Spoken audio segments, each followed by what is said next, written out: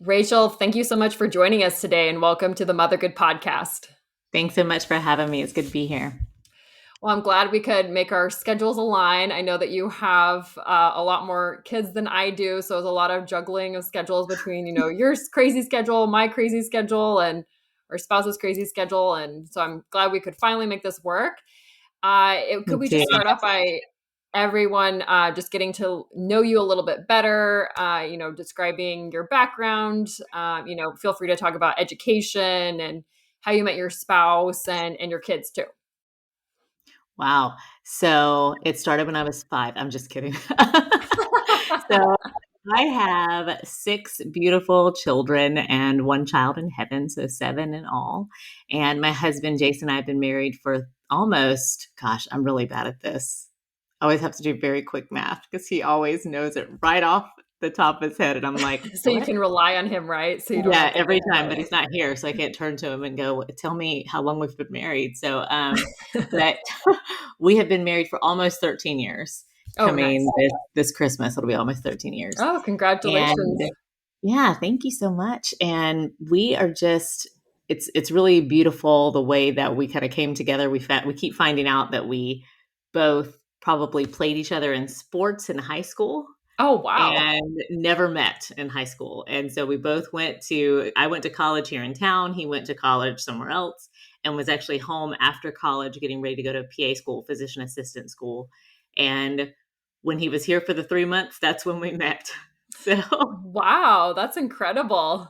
yeah, and he actually said to himself, I'm going to go home for 3 months and I'm not going to meet anyone. I'm just going to go home, focus on studying, and then go off to do this medical school thing. And apparently there were other plans. So Exactly. I love that so much. yeah, and since then, I actually went to school for sports communication. That's what my degree's in. And I really wanted to be Linda Cohn on ESPN. That was Oh, my wow. that was my biggest dream, was to be on Sports Center one So she day. is pretty cool. Yeah, right. She's in, and so there's part of me that still very much thrives on all things that have to do with all sports. So, and now what ended up happening was that it kind of parlayed itself into me writing. And now I just do a lot of writing on theology and philosophy and do some speaking on that when people think that what I have to say is intelligent. I really enjoy it. And it's actually just conversations that my husband and I have and conversations that we have with the kids that kind of fuel all of those things that I get to do that the whole world sees.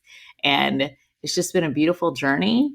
And that's where I think I'm at today, other than, burping a baby or juggling two, because the newest babies are 4 months old and they're twins.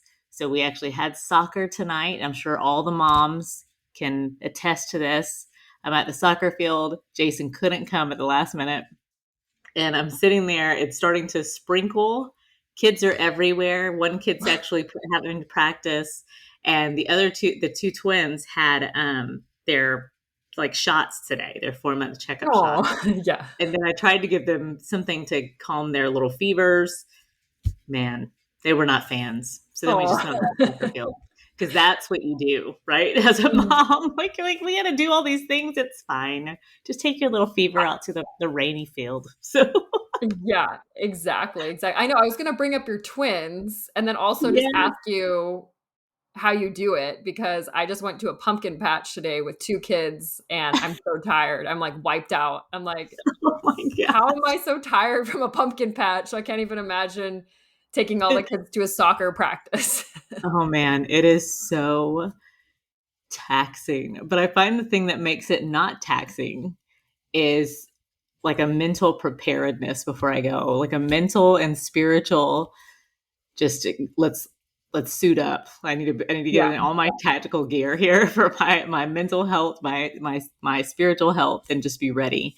And yes. the best thing that I can tell myself is let it go. Just get out Mm. there and do what needs to be done without losing who you are in the process. I like that a lot. That kind of reminds me of actually some advice that I gave a good friend of mine, which I forgot that I even gave her this advice. So she's like, "Oh," because she had taken a flight recently with 2 like very small kids, you know, two toddlers. And Mhm. I said, "Oh, how did the flight go?" And she said, "Oh, it was great. I just had followed your advice that you gave me a few years ago." I was like, "Oh, what was that? Like, let me hear my own advice back." And then she said, "Yeah, you said just have very low expectations. And then if it's any better than that, then you'll be so excited and it'll be amazing." And I forget Right. what I told her that, but that's actually what I do. So I kind of relate to that when you're just saying, you know, mentally suit up. That's kind of what I do. But then I It's forget true. sometimes, especially today, it's like going to a pumpkin patch. I'm like, oh, it's going to be fun. And then at the end of the day, I'm like, oh. Right, So right. Very low expectations. I would think to myself, all right, we're going to a pumpkin patch. We're going to find the perfect pumpkin. It's going to be like rivaling Charlie Brown's pumpkin. The kids are going to be so excited. But in reality, you should just be like, we're going to just get in the car and head that way and we'll just see what happens. exactly, exactly. Yes, yes. So great.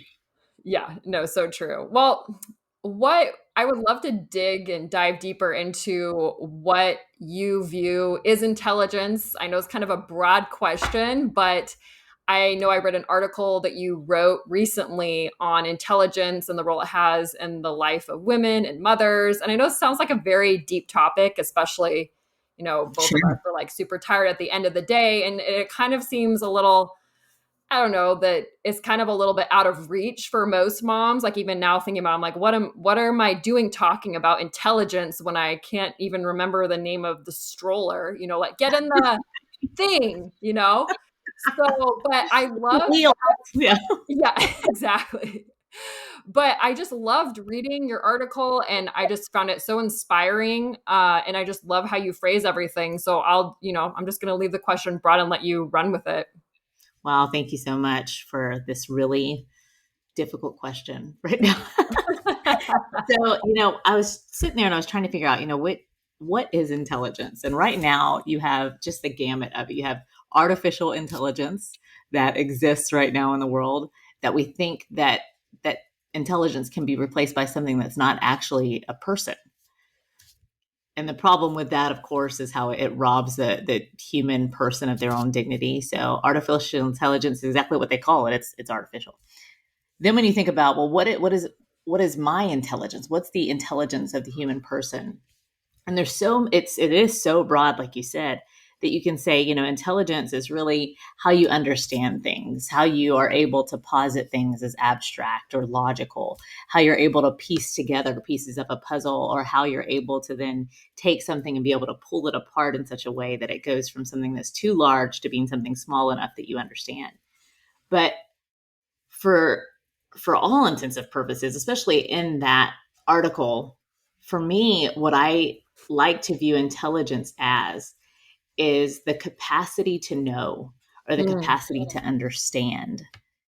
And that still is in and of itself just a very broad thing. But for us, and I would say to know something as a fact, not something that this is maybe how I feel, or you don't want to say that it's kind of a wishy-washy assumption, but a very firm understanding of something. That doesn't mean that it can't be made clearer by something else. It can't be clarified. It doesn't mean that it cannot be changed. But what it does mean is that it's something that you're sure of, something that you know. And so intelligence in the way that I understand it is going to be your capacity to know or to understand. mm. I like that a lot. And how do you view that as playing a role in the life of mothers and women? Because I know that there's a lot of mom culture out there, which I'm sure you're very familiar with, and our listeners are very familiar with as well, where it kind of just portrays moms as barely able to keep up with the day or a conversation at the park. You know, it's just like you're constantly interrupted and just Right. very low standards. And I get at the same time, like we were talking about just a few minutes ago, that we do have these lower expectations just so we can get through the day or whatnot. But I mean, how do you balance that and then also falling into the trap of just having a caricature of a woman as just this one-dimensional being that she's only good for nurturing, you know, or she's only an emotional being, or she's only good for Right. this or that, you know? And I think that for some reason, society and women, we ourselves do it to ourselves, that we kind of put ourselves in just one box where really, you know, men and and especially when you're not a mother, that you don't really see yourself as so one-dimensional. So how can we Right. balance those two things? I think the first thing is going to be to understand that our motherhood, our ability to exercise our intellect as women, it's not something that can be compartmentalized. When we try to compartmentalize who we are and we say, well, over here are my emotions, over here is my intellect, and also over here is my concrete understanding of things, and even try to take intellect and sparse it out into various things. These are my looks. And so we try to just take everything apart, just like we said earlier, because it's almost easier to say, hey, I can do this one thing. I can just focus on my emotions right now. I can focus on my health or my fitness. I can focus on reading or my intellect in this way. But you then become a fragmented person. Mm-hmm. And the fullness of the human person is to understand everything in light of your whole self. And even my daughter, the other night, we were sitting there, and I am super biased, but I think she's beautiful. And she's well aware that she is beautiful. So she actually came out with, I felt like she was Rapunzel from Tangled when she was Oh wow. born. Oh. When they were doing the ultrasound at our 20-week or so, the ultrasound tech, she goes, wow, I think I can see her hair. No, wow. And I said, "What do you mean?" And so she would touch my belly with the wand, and the hair would wave. And Wow. That is a so lot of hair for a preborn. she looked like Elvis when she was born. It's Wow. crazy. People would stop me and be like, "Is that real?" I'm like, "No, it's a wig. Definitely put wigs on my baby." So the thing is that she's always heard that. She's always heard about her beautiful hair and how pretty she is, and things like that. And I remember, and I was telling her last night, I said, mommy for a long time wasn't comfortable with letting people know that I was intelligent, with letting people know how smart I was, Mm-hmm. because I thought that people would then somehow categorize me differently than the way that I thought that I should be categorized. Right. Not understanding that my intelligence actually informed everything else. That when you're able to grasp different parts of yourself in a healthy way, maybe I'm going to not be a fanatic about fitness, but I'm going to somehow achieve the right momentum here. Maybe I'm not going to be a fanatic about my emotional life and be a very neurotic in that way. Maybe I can achieve some sort of balance in this place. But when we kind of get out of whack, we allow ourselves to be defined by it, and also then define ourselves by it. And so there has to be this coming together of every part of yourself to then not only live fully, but also allow yourself to be fully seen. Mm. I like that a lot. I can relate too because, I'm a lawyer and I always am reluctant to tell people that too for a similar reason because I'm like, no, don't view me through Right. every preconceived notion that you have about lawyers, which is probably Right. not a good thing. So I know that everyone has varying degrees of intellect too. So how can we, kind of utilize whatever degree of intellect that we have? So to be all inclusive of every single type of mother, because some moms might think, oh well, I'm not that smart, or I didn't complete college, or those sorts of things. Mm. How can each woman and mother realize their intellect? Depending on where they're at in their intellectual life. Sure. I think that mothers, one of the things that we forget is that mothers have a front seat to wonder. Mm. WONDER, not wonder like you're lost somewhere, but wonder. You have a Mm. front seat to that. You have little people around you, or even yourself, who is constantly wondered, and it finds themselves in wonderment. And wonder is actually the beginning of good thought. Mm. That's actually the beginning of finding intellect, of being able to understand to a certain capacity, of being able to know something. It has to begin with wonder. And so you're sitting there in watching your children kind of understand the world, and you're the first teacher of that understanding. You're the first one that's going to posit a reality for them. And I think we kind of undermine ourselves in that way, or we don't understand the gravity that that means for us, because your child will understand the world in the way that you understand the world. And so I wouldn't get lost in, man, I'm not going to be able to be like Socrates. I mean, there's no way I'm going to Right. be this philosopher that's always answering questions and questioning everyone and being able to bring everyone to the right answer. Or I'm not going to be Plato, I'm not going to be Aquinas, all these things. But what you are is the architect of someone's world in that way. And Mhm. if you can meet that wonder, because the way that we love our kids is going to open up our ability to want to know more as well.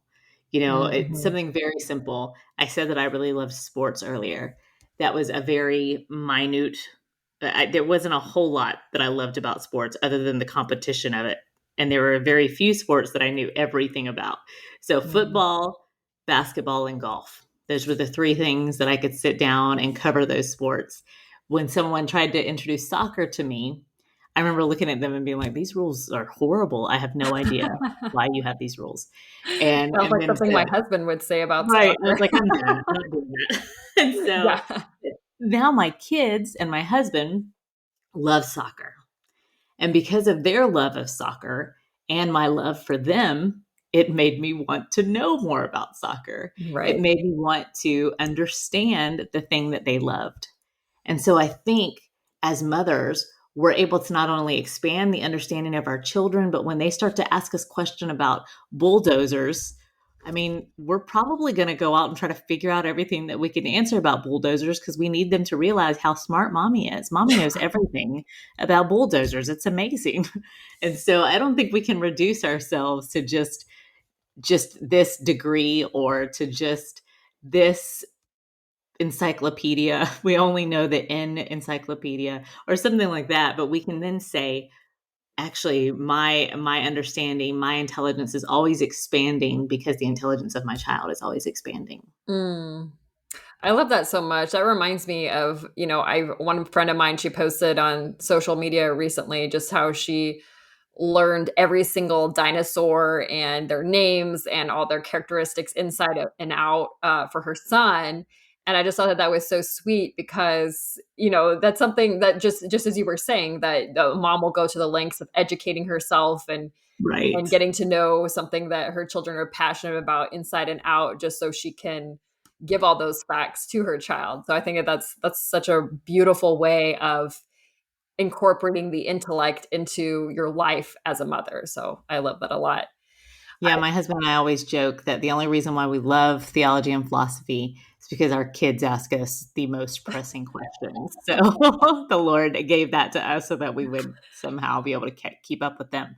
Yes, exactly. I know kids always ask like very deep theological questions, like think, or even I don't know if your kids, I'm sure your kids do this too, but my daughter Kate, she always asks questions about like defining very simple things, and it always Oh my stumps me gosh. too. It's like, how do like what was a she asked me what does vote mean? Because we were talking about, oh, we're gonna go vote today. She's like, what does vote mean? And I don't like I could explain vote to someone who has like maybe a little bit bigger vocabulary, but I Mm, felt so dumb because when you're trying to use the most basic words to describe right. something more complex, I was just like, well, it's when I'm like, wow, I do not sound very smart right now. And it, Yeah, it was because very the way that you define things for them then shapes the way that they're going to think about other things. yes, So exactly. you could even something that you don't even think about, although in our climate right now, people think about the word vote and it's like free for all. But Yeah, I think that when we talk to our kids, we don't even understand what kind of understanding we're laying out for them. I mean, we're exactly. making a foundation for them to build on for Yeah. themselves later when they're able to posit their own thinking. So it's such a wow, we have a lot to do. Yeah, exactly, exactly. Yeah, I'm trying to think like how I define. I think what I ended up saying was something like, "Oh, well, it's when people choose who to govern over them." And then she's like, "Well, what's govern?" I'm like, "Well, Right. they tell you what to do or something." And she's like, "Mama, I want to vote for you. You can tell me what to do or something." You're like, no, don't vote for mama. I've got enough Yeah, exactly. responsibility. I'm good.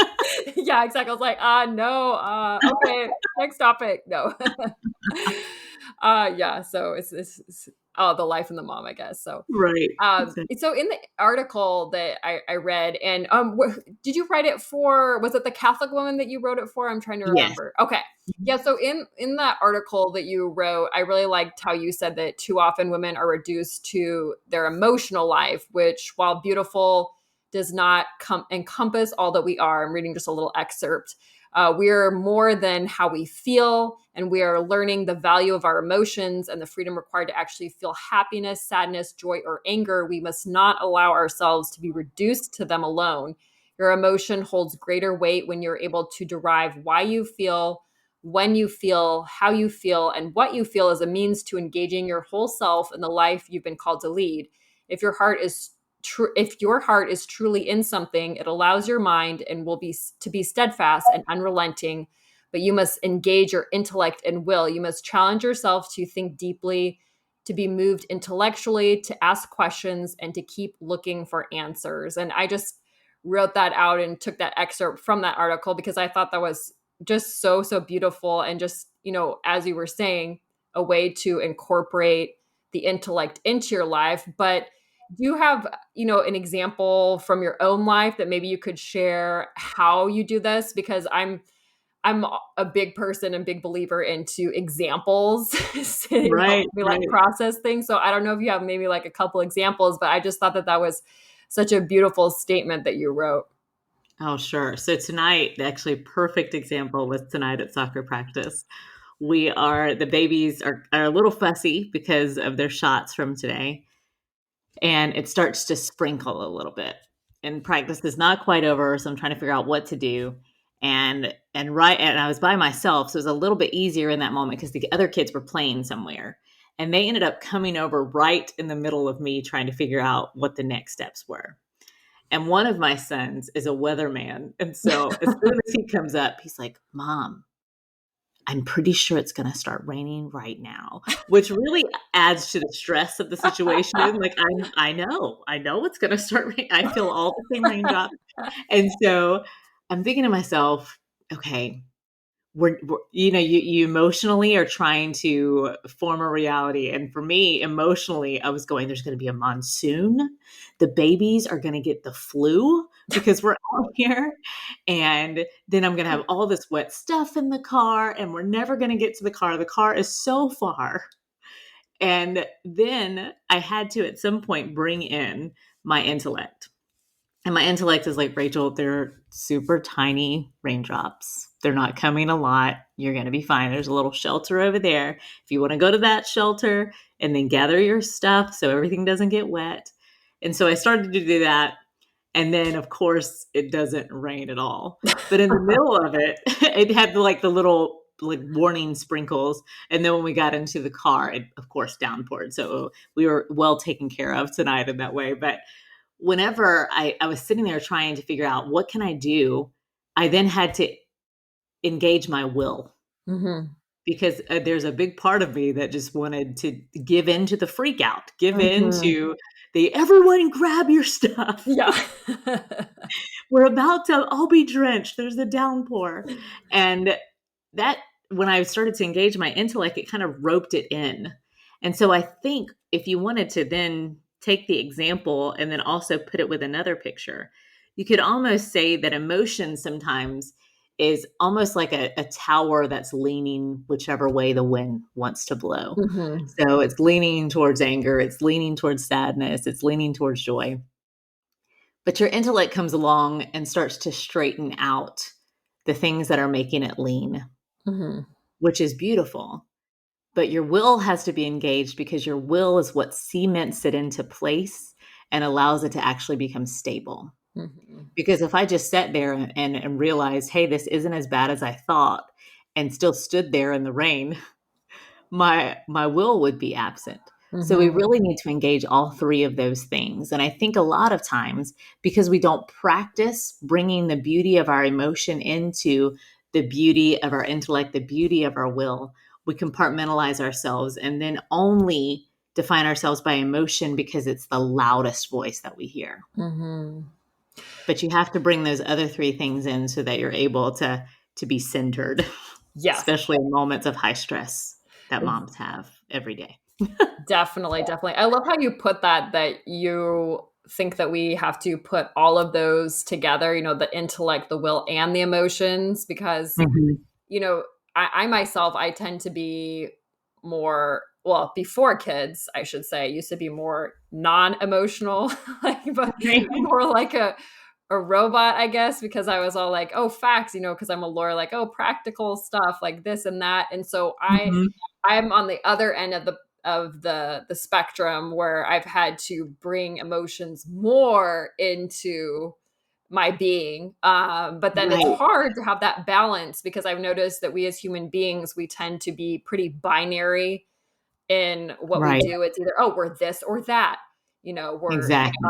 and I think it has to do with social media too, that we just put ourselves in these boxes that we're like, okay, we're left or right, or, not to get Mhm. political, but we're either like, conservative or liberal. Like we just Right. put ourselves in these boxes, when a lot of the time, most of us, it's so much more complex than that. And Mhm. it's hard to accept yourself and realize yourself in the moments as being multifaceted in when it comes to Right. these situations. So do you have any practical tips for, we as moms? I know that, women too, we just have so many emotions constantly, like that are being pulled and we're being influenced by, especially because of our hormones. I mean, you're pretty newly Right. postpartum. It's like there's the Right. postpartum hormones, and then there's the menstrual cycle hormones, and then all these other hormones, and then there's your children's hormones, and then like their emotions and all these other things going on. So like, how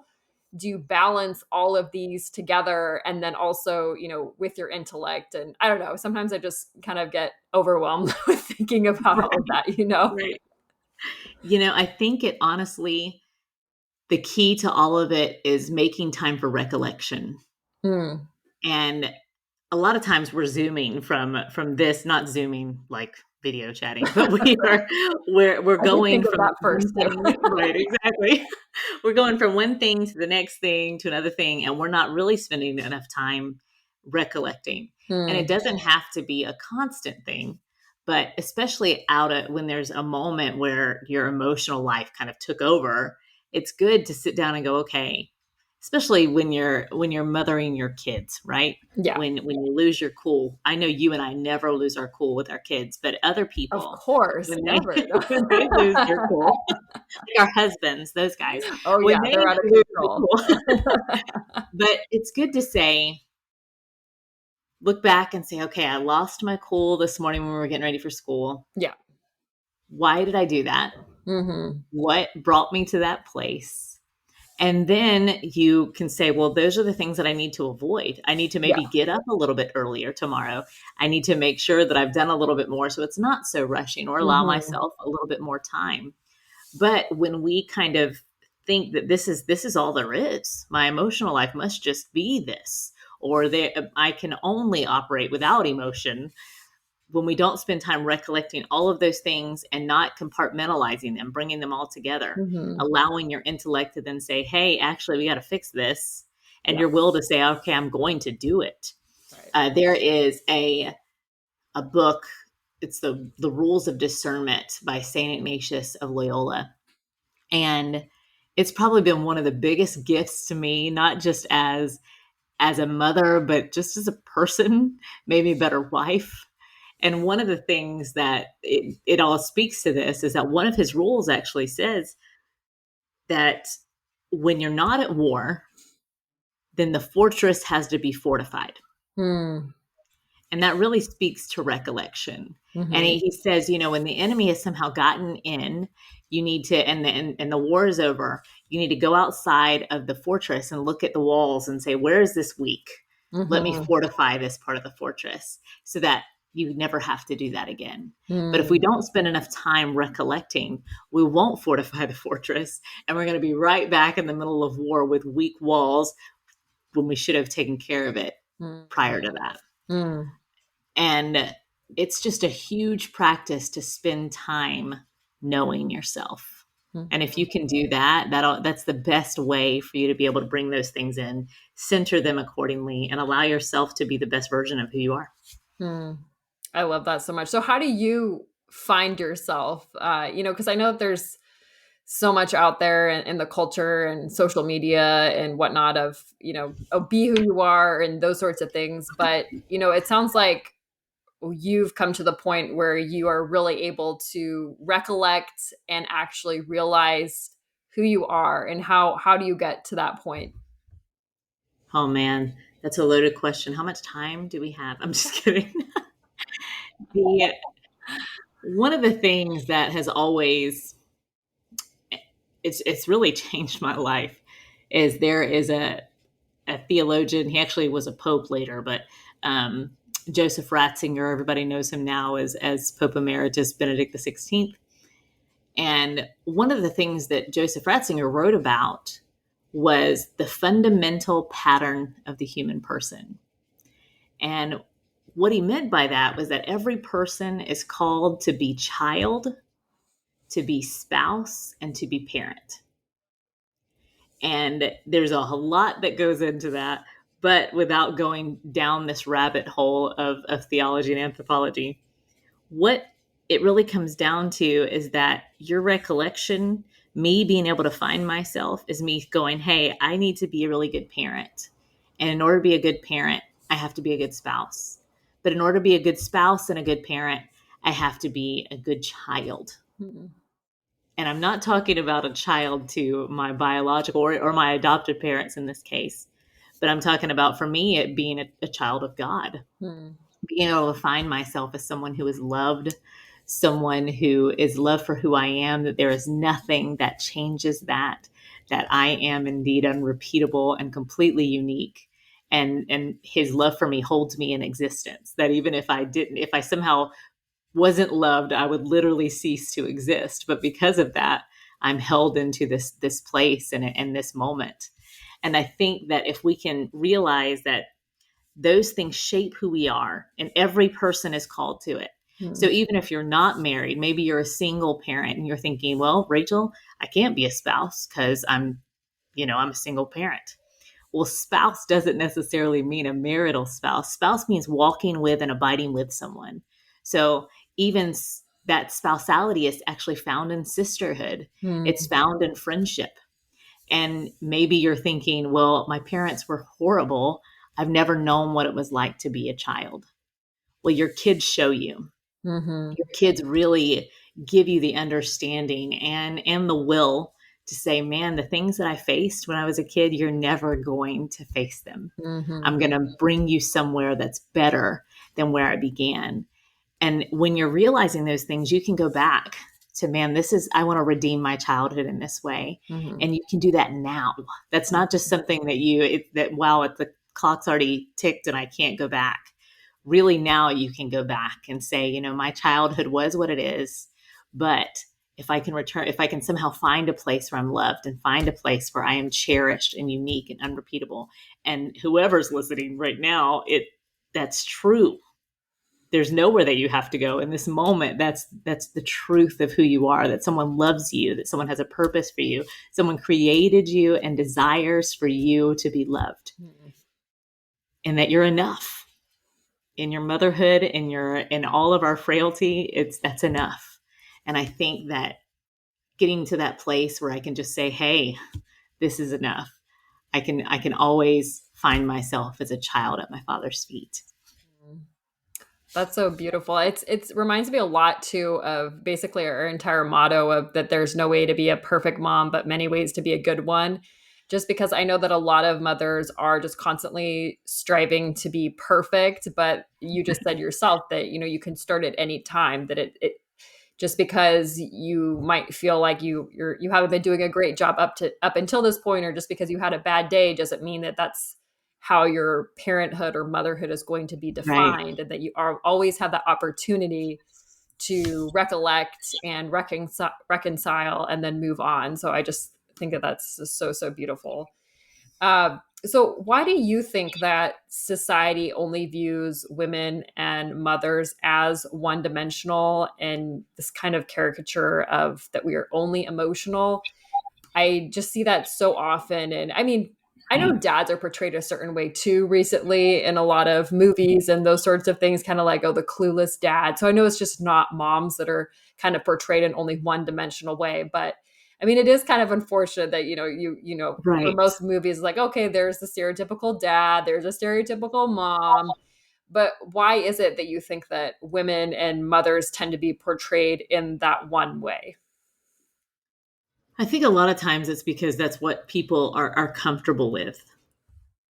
You're going to be comfortable with mediocre things. I tell my kids all the time, it's a lot easier for you to choose the low road because you don't have to do anything. You're not having to reach up, to elevate yourself, to pull yourself to somewhere that feels a little bit Mm, unnatural. But when you make a habit out of it, it becomes a lot easier. And so I think that just society as a whole is just okay. We're okay with the mediocre. We don't want to be called to a place of something different. And I look back at Jason and I love the show This Is Us. I think we're really behind right now, but This Is Us was when they portrayed Jack, isn't it Jack, the dad in the I haven't seen show? it yet, but I'm adding it to my list. I'm always looking for good Oh shows man, to watch. the dad in it is probably one of the purest notions of what a father is. Mm. And then later they reveal one of his largest wounds. And I remember Jason and I looking at each other and being like, darn it, we really wanted him to be who we thought he was. Why do Oh. we have to write it this way? But I think that when we see something, a person in their fullness, a person in all that they were created to be, aside from something one dimensional, they're not just their body, they're not just their emotion, especially when you look at women. You're not just a mother. And we all do that, right? Oh, I'm just a mom. Yeah, yeah. But when we can make that part of who we are and view ourselves in our entirety, it does in fact call us to something higher. Mm. And for us as women, we have to allow ourselves to feel, to think, to be, and to completely be comfortable with all of those things, Mhm. and not to place those things on some notion that you saw on Instagram, or to place them on some notion of the person you've never met, but maybe you just saw her in a magazine or came across an ad in a commercial on television, something that you really trying to strive after, but it's not real. And really what you can offer to the world, what I can offer to the world, is something more, it's completely different than what other people can offer to the world. And the world needs what I have and what you have. And we don't need to be mimicking one another, because that's when things get boring. We can use each other as a motive to discover our who we are meant to be, but it can't be the goal. The goal should always be the fullness of who I am. Mm. And maybe this person is inspiring me to discover that, but they're Mm. not the precipice. Mm. I like that a lot. I know sometimes I even reflect on how amazing it is that we as moms, like every single mother, as you were saying, like every single person is completely unique, that every single mother is so unique and Right. her each child is so unique too. And then when you put the combination of the unique mother and the unique child together and their interaction together and their personalities together and their siblings and with the Hmm. unique father and all that, it's just mind-boggling when you think about it, of Right. how complex this can be and how different every single family truly is. Like the dynamic is completely different. And then we, on the other hand, as moms, we are always trying to compare ourselves to other moms when we're, it's so different. Like the whole, Right. everything is so different. So, I mean, I think about that every now and then I just kind of laughed at myself because I'm like, why are we even trying to do that? I don't know. Right. It must be anthropological or something like that. But Right. It's true. yeah. So yeah. Um, well, I'm trying to think. My brain is kind of a little fried from I've already said like the pumpkin patch. So I was like, I have had so many Right. questions to ask you and to like talk to you about more. So I don't know if there's anything else you want to add, but I feel like I could keep on talking about this too. But at the same time, I'm like, Yeah, I'm trying to be intellectual, but also like my brain is Right. fried too. It's interesting that one thing just to add, and I'm sure you have something to say about this aspect too, is that you know how children are always so present. You know that Mhm. that's something that I have really learned from my children is just how they just live in the moment so much. And I was recently watching this Netflix documentary, like super short documentaries. I don't know if you've seen them. They're called Explained. Oh, no. They're on like different topics, but one of Mhm. them recently that I saw was on time. And Ah, it was just saying how have you ever noticed that sometimes time seems to go really slow and then other times it seems like it mhm. flies by and then there's just like trying to explain all of that. And one interesting aspect that they were talking about, well, because you know, like during the pandemic, they said for some people at the beginning of quarantine, it went so slow. Like about half of everyone said it was like just dragged on. I know I was one of those people. And Right. then the other half was like, oh, it just flew by. But then they said for children, you know, they've done studies on why people perceive time different ways, and then for children that they childhood for many people is like the longest period of time because you live moment by moment, like you literally the moment in front of you is all that you're really thinking Right. about, that you're like so present. And that's something that I've really tried to learn from my children. I mean, I'm not perfect. I don't do this all the time, but I'm trying to get better at this. It's just like basically like living in the moment and being present to my children. And so I don't know, that just kind of reminded me when you were just talking about earlier, something else you're just talking about, you know, how you're learning from your children and like trying to be there for your children and stuff like that. So I don't know if you have Yeah. any tips for trying to be a little bit more present, but it's something that I always am trying to do. But if you have any tips, I love to hear from someone like yourself who has Sure. more experience than I do. So, earlier I said we had to practice just being. And that's probably one of the most difficult things, especially for moms, because we're always doing something. We're Yes. always picking up the house, we're always planning something, making dinner, tucking someone in, finding someone's toy, just all these things that we're always doing. But we're never actually able to or practice being as Mm, well.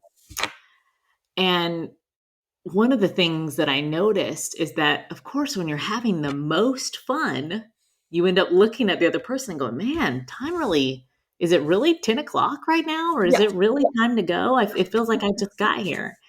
And the truth is that it's because we've placed ourselves outside of time.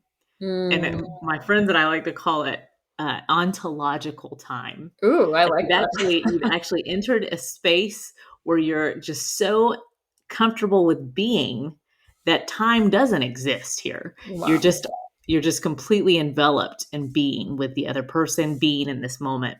And children do that so well. Oh, yes. Yeah.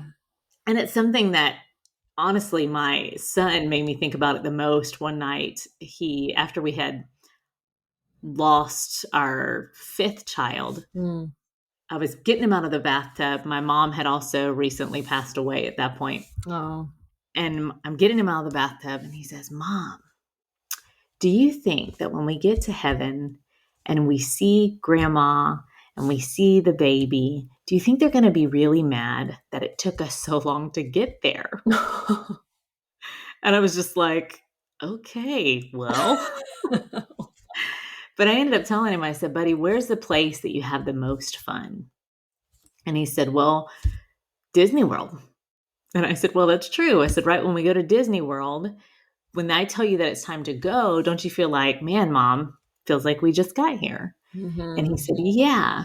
And I said, well, if you imagine heaven as the most fun that you will ever have, then what always gives me peace is to know that when I get to embrace my mom again, when I get to embrace Carol, the child that we lost, and anyone that I've lost here on this earth, that they're going to hug me and say, feels like I just left you, Mm. because Wow. time doesn't exist in that way for them. Mm. And so it's the same thing, I think, when we're with our families, is that at the end of life, you're not going, man, really wish I would have done that. There's no more wishing at that point, because time, there's never enough. So Mhm. don't, COVID, that was the biggest gift of this time, was to force people to be. And like you said, some people it was like a super long time. Some people it felt like it was really short. And kids, I guarantee that they did not want it to end. At least mine didn't. They were like, "Man, mom, I don't want you to have to put things back on some sort of weird schedule. I want us to just do what we do every day without anyone having their say over what I do in the next moment, other than just being with one another." And I think that that too is the thing that made me realize that I don't have to necessarily be a perfect mom, right? But to be a good mom was looking at my kid and realizing, like, man, you don't actually want all these things. You want me. And that Mhm. anything is wonderful if you just have me. Mhm. And it was probably one of the most alarming truths to find, and a glimpse of that unique and unrepeatable love that I think we all experience. But it's been such a huge gift, and I think that when we realize that, what children really value is you and ontological time with you. Mm. That gave me the chills when you just said all of that. It just is so beautiful and so, so true too. And then you also answered the last question. You kind of wrap that in there that I usually ask about, the time that you realize it's okay to not be a perfect mom and okay to be a good one instead. I do think too that there are obviously, everything that happened in 2020 was very stressful for many Mhm. people, but I really am trying to choose to see the positive too. So you just put that so eloquently. So thank you so much, Rachel, for Thank joining us you. today. I just had such a wonderful time talking with you. And sorry, hopefully I wasn't a little too dazed in trying to No, you're put great. together, formulate my questions or whatnot. So where can our listeners find you on social media or online if they want to follow you? So I'm super active usually on Instagram and all the big ones. So Instagram, Facebook, and Twitter made it really easy. Just Rachel Bulman and rachelbulman.com. Nice. Perfect. Well, thank you so much again. And I'm sure I know you're in Florida and I'm in California. So hopefully we can meet in person one day, but I know that Yes, I'll at least see you on Instagram. So yes. definitely